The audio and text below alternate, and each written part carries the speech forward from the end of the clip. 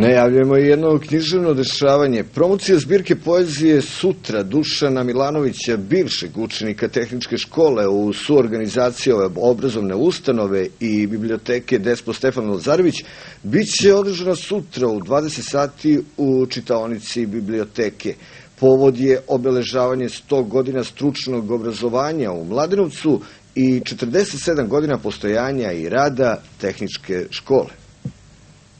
Reč je o optimističnoj knjizi poezije koja je mudra na jedan topao ljudski način, istakla je upravnik biblioteke Despot Stefan Lazarević i Jasmina Čabrilo. To je redak slučaj kada su mladi pisci u pitanju, zaključuje ona. Inače, iako poreklom iz Mladenovca, Dušan Milovanović sada živi u Beogradu. To je uglavnom hip-hop poezija koju je on prvo pisao za grupu koju je sam imao, a kasnije i za neke druge grupe. Mislim da je ljubiteljima ove poezije u Mladenovcu on više poznat po toj svojoj grupi i pisanju poezije za grupu nego kao pesnik. U predstavljanju Milovanovićeve knjige učestvovaće i učenici tehničke škole, a o piscu i njegovom delu govorit će profesor Slobodan Kagedošević. Promocija zbirke poezije Sutra Dušana Milanovića, bivšeg učenika tehničke škole, održana je u četvrtak u čitaonici biblioteke Despot Stefan Lazarević. Organizatori su biblioteka i tehnička škola koja ove godine slavi 47 godina postojanja i rada i 100 godina stručnog obrazovanja u Mladenovcu.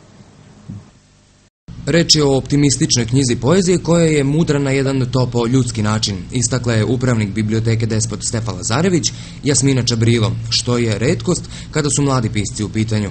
U predstavljanju Milanovićeve knjige učestvovali su i učenici tehničke škole Petar Vuksanović i Ivana Bašarević, a o piscu i njegovom delu govorila je profesor Slobodan Kagedošević. Napisao ovu knjigu prošle godine negde u novembru, tako što imao izliv tih emocija i jednostavno povezao sam hip-hop kulturu sa poezijom. Sve moje pesme su u rimi, što je jako retko danas, što je popularnije poezija van rime, bez rime. Uglavnom ljubavna poezija. Kako je istakao Milanović, sebe je pronašao u hip-hopu, odnosno rap muzici, još pre 10 godina, a osim što izvodi, sam je i piše. Zbirka poezije Sutra promovisana je u januaru ove godine u Beogradu, što je naišlo na odličan prijem, a u pripremi je i druga zbirka za koju Milanović kaže da će biti još kvalitetnija od prve.